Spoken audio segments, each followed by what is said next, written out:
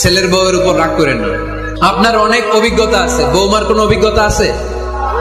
নতুন এক্সপেরিয়েন্স নাই। বৌমাকে একটু সময় দেন, একটু গুছায় নিতে দেন, পারবে। রান্না ভালো হয় না, পারবে। ঘুম থেকে দেরিতে ওঠে, উঠবে আস্তে আস্তে।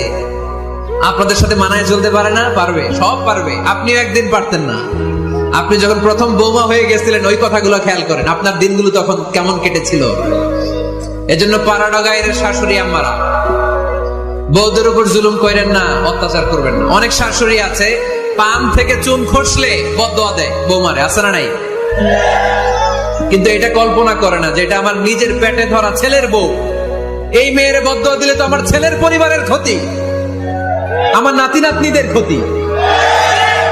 এই কমন যোগ বিয়োগটা বুঝে না। এটা করবেন না, কষ্ট দিবেন না বৌমাকে। খেয়াল রাখবেন, আপনি যদি আপনার বৌমাকে কষ্ট দেন, আপনার নিজের মেয়েটাও বৌমা হয়ে আরেক বাড়িতে যাবে, সেও সেই একই কষ্টগুলো পাবে। এগুলো যখন আপনারে শোনাবে, তখন আপনি শান্তিতে থাকতে পারবেন না। চিল্লায় বলেন ঠিক কিনা? নিজের মেয়ে সকাল 11টায় ওঠে, ওইটার দোষ নাই। বৌমা কেন উঠলো না? ঝামেলা আছে না নাই?